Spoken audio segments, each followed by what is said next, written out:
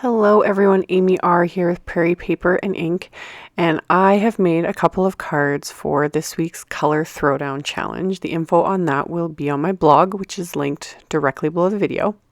So for today's color challenge, I pulled out my Simon Says stamp. This is their Spring Flowers stamp set, which is such a gorgeous set. I have been dying to use it since I got my hands on it. So finally got a chance to use it today, and I couldn't decide what images to use and decided to use just about all of them.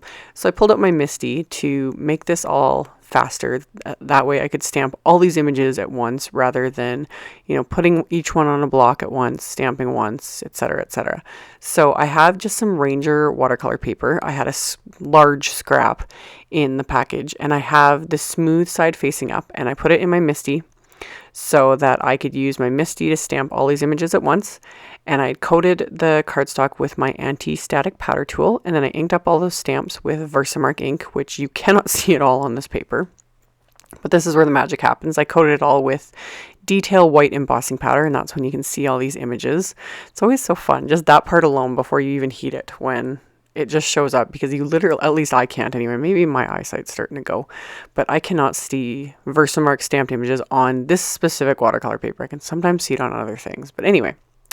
So I stamped it, coated it with the detail white embossing powder, and then heated all that with my heat tool until it was melted.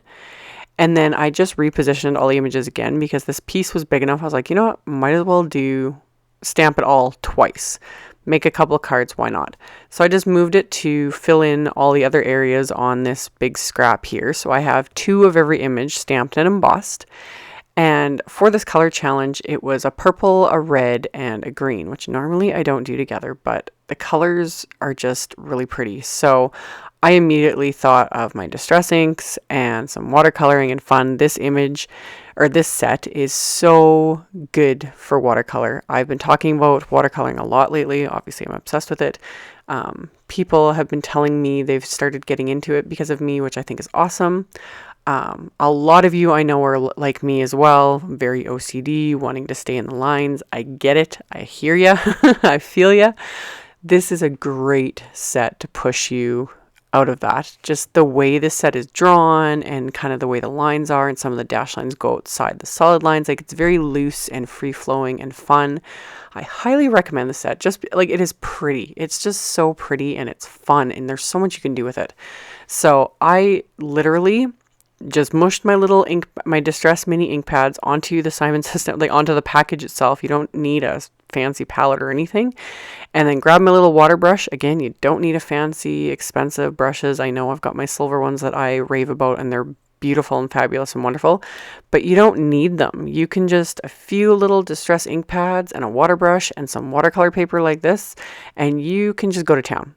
Have fun with it. The Distress inks are so much fun to play with. You can get such great effects with them, and obviously they're multi-use. You don't need to just watercolor with them. You can sponge them and blend them and stamp with them and so many things. They're so fun. So highly recommend the Distress inks, especially if you're just kind of starting out with everything. And these little mini ones, they're such a good price. It's so easy to get a good color variety with them. So I used Candied Apple, Mowed Lawn, and Shaded Lilac, and I'd watercolored them all in with my water brush. I wasn't precise about it. I literally just slapped the color on, went outside the lines, had fun with it.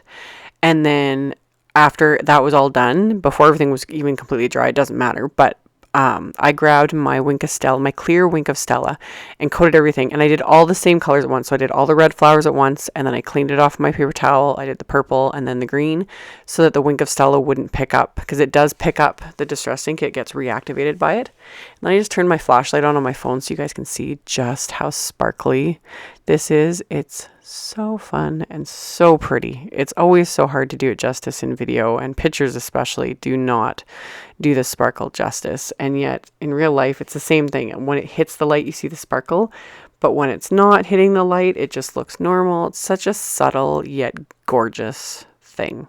Love it. Love it.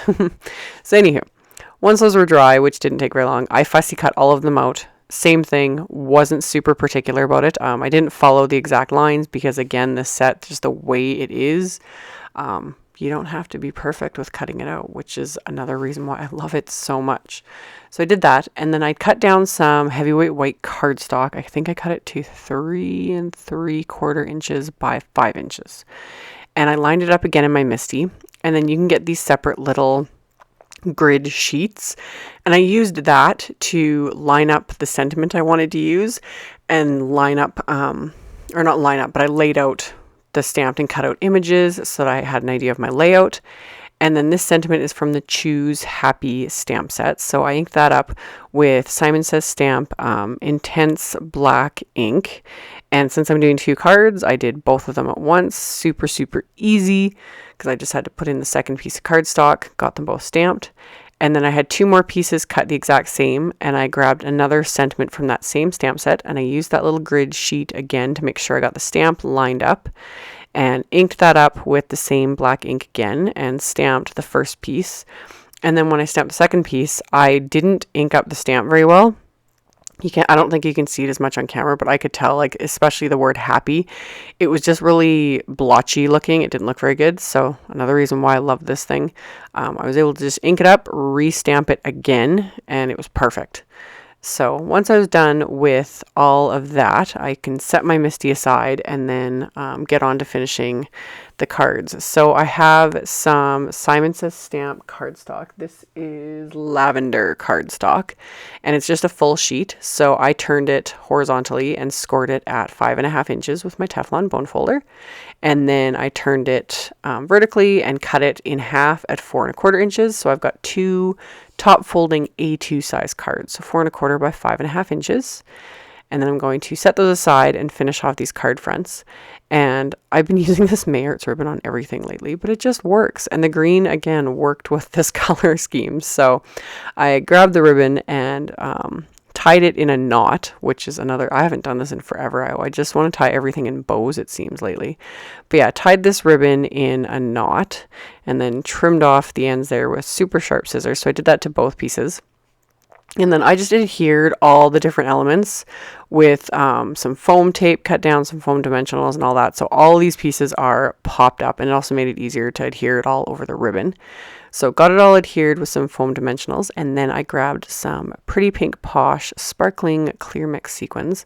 So I just kind of laid them out on my card front first before I adhere them, and I'm just using my Ranger multi-medium matte adhesive with the super fine tip applicator that is separate, that doesn't come on the bottle. I always link to it in the supplies, and I love it. Absolutely love having this applicator. It just makes using this adhesive so much more convenient. So I adhered all the sequins, and then I did the second piece that I didn't bother, adding to the video because it's the exact same thing. And then set them aside for a few minutes so they could dry. And then to finish off the inside, I just inked up that large leaf stamp from the set with that same Mode Lawn Distress ink. And then I picked up the color again with my water brush from my makeshift palette and just quickly colored it in. I didn't necessarily watercolor it per se. I'm using my water brush, but I'm not squeezing it. It's not super wet because this is just white cardstock. This isn't watercolor paper, so it would pill if I worked on it too much. But I just wanted to add a little bit of color just to kind of tie the inside to the outside of the card and just give it that little extra something.